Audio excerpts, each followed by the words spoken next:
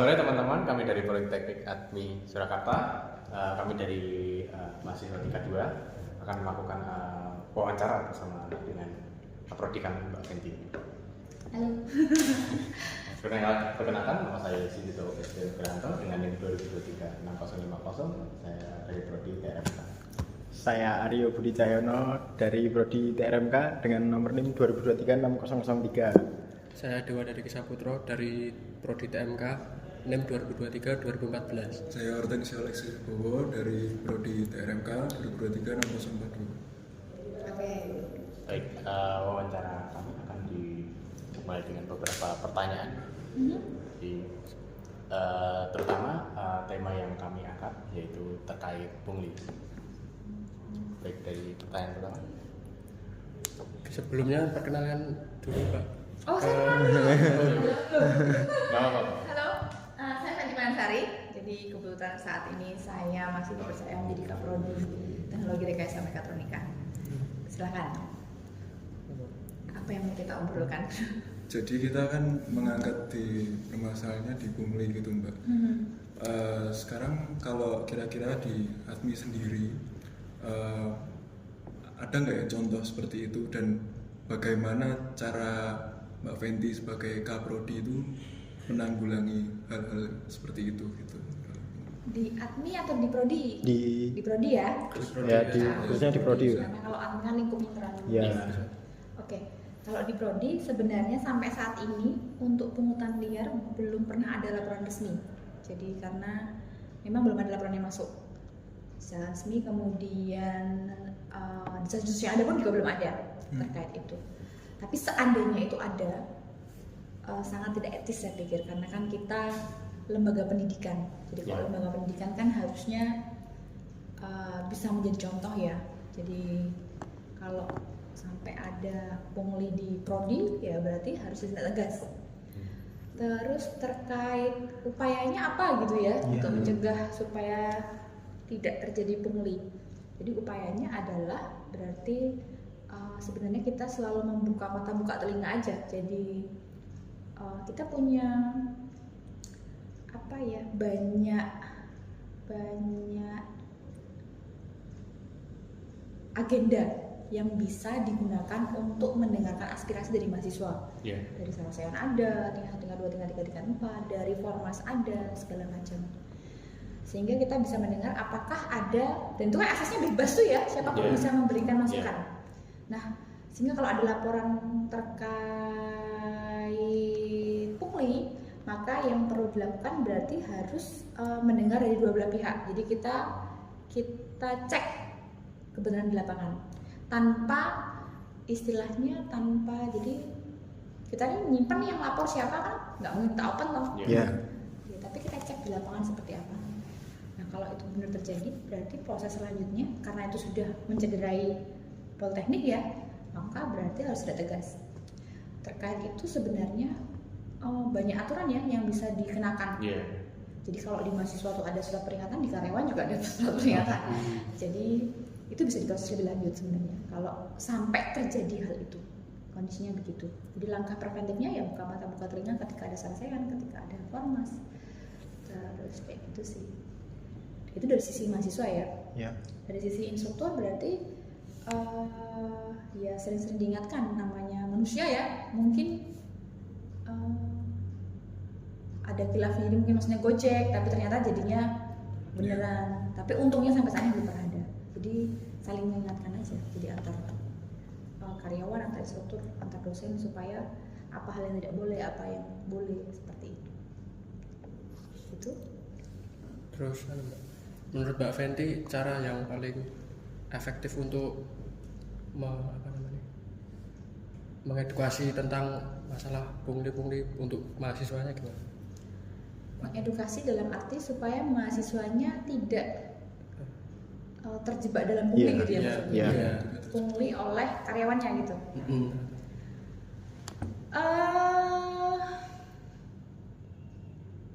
Untuk mengedukasi mahasiswa belum ya kayaknya ya. Kita hanya mendengarkan sih. Tapi sebenarnya kalau terkait saya jadi ingat kalau laporan pernah ada. tapi bukan di internal, jadi tempat magang. Jadi memang mahasiswa itu yang magang itu mungkin karyawannya Gojek atau bagaimana, kamu kalau mau judul TA kamu bawa ini dulu gitu, pernah ada. Hanya saja memang mahasiswanya memutuskan tidak memberikan, itu pernah ada. Terus melaporkan ke kita, namun memang mahasiswanya tidak minta itu kasusnya di close karena toh si mahasiswa yang magang itu tidak memberikan sesuatu. Dan si mahasiswa pun berpikir kalau sampai itu di open ke perusahaannya, malah si karyawan itu kemungkinan bisa di PHK seperti itu pernah terjadi. Kemudian kalau mahasiswa sih kita tidak mengedukasi karena saya pikir kita semua sudah paham ya kalau pungli itu memang udah tidak dibenarkan. Tapi saya nggak tahu kalau antar sama mahasiswa ada pungli nggak sih? Nggak ada sih. Kayaknya ada istilah kompas gitu ya, kompas. Sesama mahasiswa? Nggak ada sih. Nggak ada sih Mas, jauh ini belum ada. Ada apa ya? Belum ada tuh. Jangan belum pernah ngalami. Gitu sih. Kalau mengedukasi mahasiswa belum sih. Paling ya mengingatkan kalau pas teori, jadi kayak gitu paling mengingatkan. Kadang kan setiap dosen pun pasti mengingatkan. Jadi kadang setiap dosen itu kan kasih nggak, ketika mengajar 3 jam itu kan nggak mengajar tok loh. Pasti ada motivasinya, pasti ada ceritanya, pasti ada membangun habitnya, pasti ada kayak gitu sih paling. Terus Kalau di mahasiswa itu Mbak, kalau di sekarang tuh kan mungkin kan banyak orang tua yang mahasiswa tuh bukannya gimana, tapi kadang tuh nggak tahu kalau misalnya ada pungli atau ada apa, dikiranya mungkin oh ini emang kayak gini peraturannya, oh emang bayarnya segini apa gimana gitu. Kalau dari orang tua sendiri, kayak dari orang tua mahasiswa gitu ada Komplain atau gimana? komplain atau ada edukasinya juga, ada yang Kalau di admi itu sebenarnya kalau pungli itu bisa dicegah sih kalau skala admi. Kenapa? Karena dari awal itu kan orang tua sudah tahu biayanya 4 tahun berapa. Karena itu kan sudah di open. Jadi di luar itu kan tidak ada tarian apapun. Jadi terkait tugas akhir atau apa kan nggak ada tarian apapun. Kemudian itu sih, jadi kalau pada saat di awal pendaftaran itu sebenarnya orang tua sudah diberitahu. Jadi oh si mahasiswa ini 4 tahun akan mengeluarkan uang segini. Terus nanti baru ketika kenaikan kelas gitu atau naik tingkat gitu ya, naik ke tingkat selanjutnya baru kan ada surat, oh tahun ini harus dibayarkan berapa, tahun ini berapa. Jadi sebenarnya itu bisa memotong apa ya kesempatan orang untuk pungli sebenarnya, karena kan sudah clear di awal semua biayanya, transparan semua. Terus kan kalau semisal kita mahasiswa kan kayak ada terlibat pungli gitu toh Mbak, kan mahasiswa juga kan belum tentu berani buat speak up sama dosen-dosen toh Mbak, takutnya nanti ada semisal ancaman atau gimana. Terus untuk melaporkannya Kalau terjadi itu ya Oke. Sebenarnya kalau di prodi itu kan kita punya kabeng tingkat 1, kabeng tingkat 2, kabeng tingkat 3, kabeng tingkat 4. Sebenarnya kabeng itu kan ya seperti kalau di SMA itu kayak wali kelas lah ya, yang ngurusi kamu semua. Misal kondisi terburuk ternyata kabeng tingkat 1 melakukan pungli.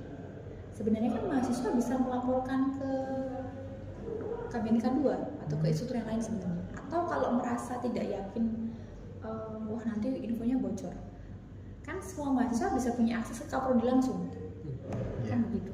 Atau misalnya wah nanti kaprodinya bela di kabengnya gitu ya, kita kan juga punya SA, student affair, jadi boleh melaporkan ke SA kalau terjadi sesuatu kondisinya begitu, dan pastinya namanya akan di keep, tidak akan disebarluaskan karena profesionalismenya kan seperti itu. Sebenarnya kalau sampai kena pungli, jadi mahasiswa kena pungli instruktur, sebenarnya kan yang rugi bukan mahasiswa, tapi prodinya pun rugi. Kenapa saya bilang rugi? Nanti kan si mahasiswa pasti apa ya, bahasanya gedok tular gitu. Wah, prodi ini begini, kan beritanya sampai kemana-mana. Sebenarnya kan impactnya itu juga tinggi buat prodi. Maka pastinya kalau ada sampai seperti itu, pasti akan tidak tegas. Dan jangan khawatir terkait nama pun pasti tidak akan di-open. Gitu. Jadi ada beberapa ini ya, bisa lewat kabin 1, 2, 3, 4 atau bisa lewat SA juga boleh, lewat kaprodi juga boleh. Oh kalau misalnya yang pungli kaprodinya gitu ya, kan kamu punya akses juga ke WD 1 atau ke WD kemahasiswaan tuh WD 3, WD 3 kemahasiswaan itu kan kamu punya akses seperti itu. Jadi kan kalau di admin itu kan kamu tidak seperti kampus lain ya, kampus yang lain itu kan punya jenjang yang sangat jauh ya, jaraknya sangat jauh. Kalau di admin kan kamu bisa akses siapa saja, kamu bisa temui siapa saja. Nah kalau kaprodi pungli berarti kan kamu bisa kontak WD 1 atau WD 3 kemahasiswaan seperti itu. Ada pertanyaan lagi Pak. Ketika semisalkan ada kan anggapan di mana suatu pungli yang diwajarkan, yaitu misalkan contohnya kalau misalkan ada study tour itu harus membayar misalkan gitu. Pendapat Mbak Fenty apa sih? Gini, itu yang sangat berhati-hati. Itu seperti kasus tahun lalu yang tidak ada angkatanmu bukan ya? Bukan. Kita nggak study tour. Kita kemarin baru apa namanya? Dikunjungi Mbak. Dikunjungi. Oke, sebelumnya berarti.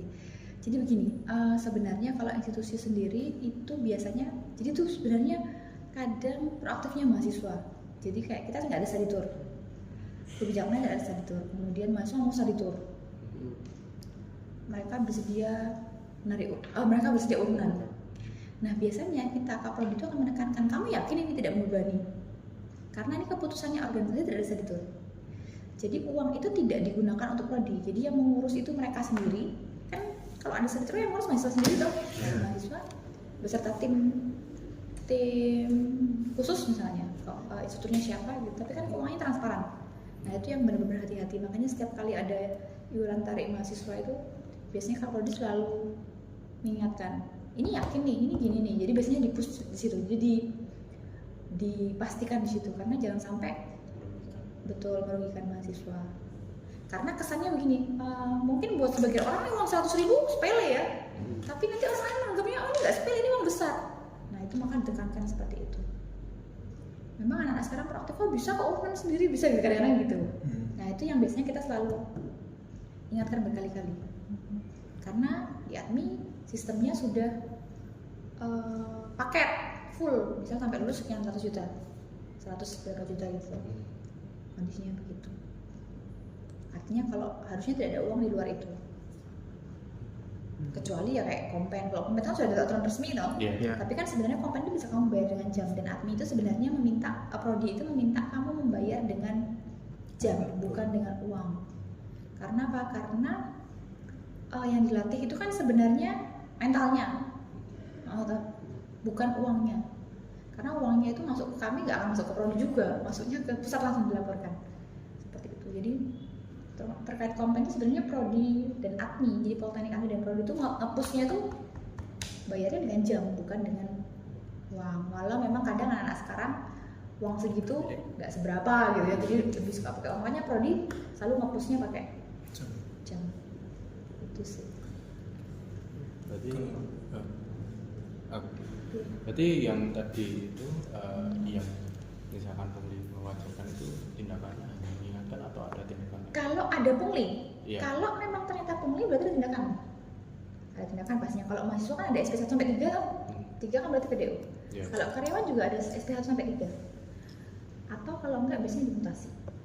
Jadi mutasi. Jadi seperti itu. Kalau misalnya karena instruktur itu kan contoh. Kalau instrukturnya dianggap tidak oke, maka dia akan dimutasi. Berarti tidak hanya mengingatkan. Tidak hanya mengingatkan. Kalau mengingatkan itu ketika itu baru akan terjadi. Jadi misalnya kayak tadi, misalnya ada study tour mau urunan. Ini kami yakin nggak membebani, bla bla bla bla bla. Ternyata misalnya tetap dilakoni, ternyata dia merasa ini pungutan liar, dilaporkan saja. Nanti kalau dilaporkan saja, nanti kan ditindaklanjuti seperti apa. Seperti itu. Kalau mahasiswa ada SP 1, 2, PU. Kalau karyawan juga ada SP 1, 2, 3. Sama sih sebenarnya, karyawan sama siswa sama. Mahasiswa. Jadi ada punishment-nya, pasti ada punishment. Sebenarnya punishment yang terjadi di mahasiswa itu sama. Jadi kayak misalnya kalau kamu terlambat, kamu misalnya terlambat 2 menit kan minus setengah jam kan? Sama, itu kan juga sama. Bedanya kalau kamu bayarnya dengan jam, kalau kami kan bayarnya potong gaji gitu. kondisinya begitu, punishmentnya sama.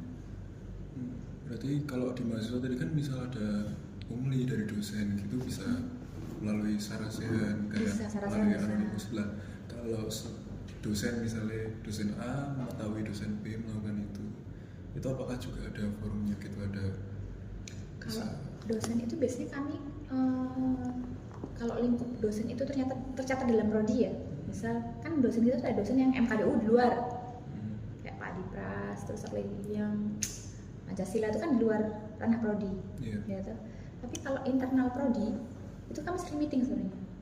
Jadi kami itu sering meeting ranah kabeng. Ranah kabeng itu berarti untuk melaporkan ada kejadian apa, ada berita apa di mahasiswa, terus antisipasinya kayak apa, atau misalnya ada instruktur yang bagaimana, ada instruktur yang dilaporkan misalnya mengancam mahasiswa gitu-gitu, itu masuk ke ranah kabeng. Nanti kita tindak lanjuti seperti itu. Atau kita juga ada forum meeting lah, bertemu. Tapi yang paling sering kabeh sebenarnya. Jadi yang ada forum meeting bertemu untuk all instruktur. Jadi semua instruktur dalam satu prodi. Itu aja. Atau misalnya ada juga dosen itu sebenarnya instruktur itu bebas juga. Jadi instruktur KB itu kan bebas masuk ke kantor Kaprodi tuh. Jadi permisi mau bicara gitu, melaporkan kejadian yang ada itu, biar bisa langsung ditindaklanjuti juga bisa. Jadi seperti itu. Jadi sebenarnya begini, sebenarnya antara dosen satu dengan yang lain punya posisi yang sama sih, antara senior sama junior. Misal kalau yang nggak benar seniornya, ya junior bisa melaporkan, punya posisi yang sama, tidak saling menutupi sebenarnya. Nggak, jadi jangan berpikir saling menutupi, enggak. Baik, transparansi kan. Transparansinya banyak. Atau ada yang pernah merasa dipungli, kena pungli? Kalau pernah sih pernah, tapi nggak di politeknik. Dilaporkan aja nggak apa-apa, jangan khawatir, namamu nggak bakal di open kok. Misal apapun lah, kejadian apapun misalnya yang tidak sesuai dengan aturan, dilaporkan tidak apa-apa. Jangan khawatir, namamu juga tidak akan dibuka. Kalaupun dibuka, jangan khawatir misalnya dosennya nanti kasih nilai jelek, enggak. Karena kan nilai kita kan terbuka. Jadi misalnya kamu di lab dapatnya tiba-tiba D gitu, biasanya kan dicek kenapa dapat D, kompetensi 1, 2, 3, apa yang jelek, kan bisa dibuka. Misalnya nilainya sudah terlanjur keluar, kamu mau komplain boleh. Dulu pernah terjadi mahasiswa merasa dicing gitu, terus dapat D, terus lapor ke saya, waktu itu saya masih kabeng, terus tak runut bisa. Terus ya sudah, waktu itu dosennya waktu itu bilangnya mohon maaf salah input, bilangnya gitu. Itu bisa dirunut, jangan khawatir, di admin itu terbuka kok, semua terbuka. Di admin itu semua terbuka.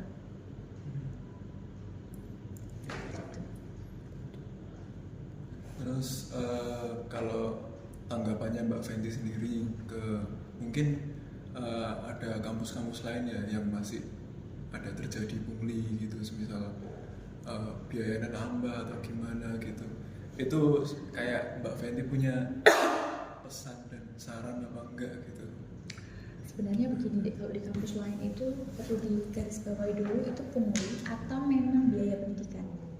Karena kalau di luar, saya kan juga bukan lulusan admin. Kalau di luar itu kan biaya pendidikan itu memang murni untuk pendidikan.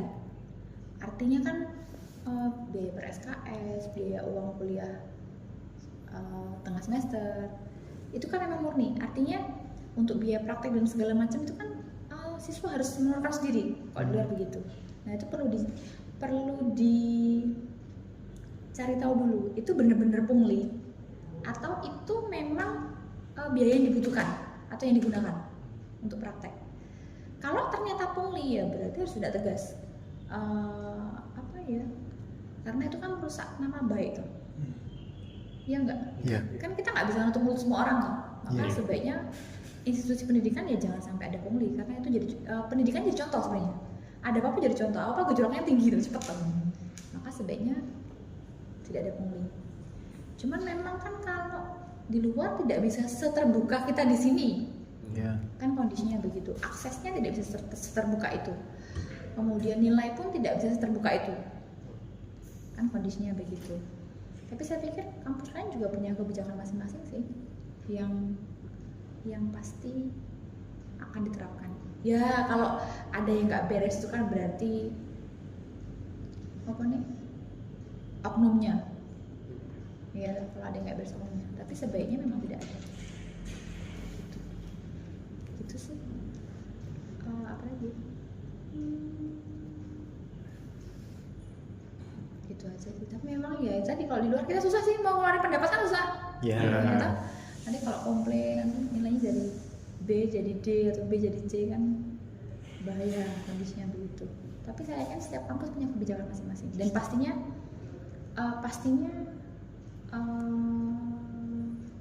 petinggi kampusnya juga pastinya sebenarnya ikut guideline sebenarnya. Hanya saja kalau ada yang nggak beres di bawah kan pasti oknumnya. Nah mungkin setiap kampus itu kan punya kotak-kotak, biasanya ada kotak-kotak toh. Jadi kalau kena pungli kan dia bisa masukin masukan ke sana. Atau kalau nggak ada nomor telepon yang di share biasanya. Itu biasanya. Ya kan? Semoga menjawab pertanyaan. Cukup? Ada lagi? Cukup? Butuhnya berapa menit toh? Secukupnya sih. Secukupnya. Cukupnya sih mbak. Tapi ya jangan satu lagi tuh. Jangan sama? Jangan satu Ya lagi. wes. Enaknya cukup. Ya. Sebenarnya kalau teman-teman lihat tadi kan pencegahan di level institusi itu kan ada transparansi keuangan toh, Ya. biayanya transparansi ya ada. Terus terkait aturan kita punya buku pedoman akademik, kita punya buku pedoman karyawan. Terus pengawasan kita kan juga banyak atau berlapis dari Kabeng, dari dosen Kabeng, Kaprodi, SA, Wadir. kayak gitu kan pengawasannya berlapis. Kemudian ada evaluasi rutin juga. Jadi kalau di level prodi ada meeting rutin, di level Kaprodi Wadir juga ada meeting rutin. Jadi untuk melihat masukan-masukan seperti apa. Ada pertemuan rutin juga, serasehan, formas. Itu kan sebenarnya antisipatif untuk terjadi hal-hal bukan cuma pungli aja, semua atau semua hal yang nggak beres kita tanggulangi gitu sih. Jadi memang admin itu dari sistemnya Sudah terbuka. udah terbuka sekali. Iya, cuman di sebenarnya ada minusnya juga. Minusnya apa? Minusnya orang kalau mendaftar admin wah mahal gitu. Karena kan yang diinfokan biaya 4 tahun, 3 tahun, bukan biaya per semester. Kan gitu. Tapi sebenarnya itu ada sisi positifnya. Positifnya kan transparansi, semua terbuka. Jadi sudah nggak bisa ambil pungutan di luar itu toh. Iya, nggak bisa. Tinggal dilihat dari sisi positifnya seperti apa, negatifnya seperti apa. Ya. Apakah Mbak Fenty punya pesan khusus untuk mungkin yang melihat video gitu yang untuk para mahasiswa? Ini videonya mau di-share? Iya. Apa iya? Iya. Gawat loh. Enggak Mbak, maksudnya ya pesan khusus untuk mahasiswa.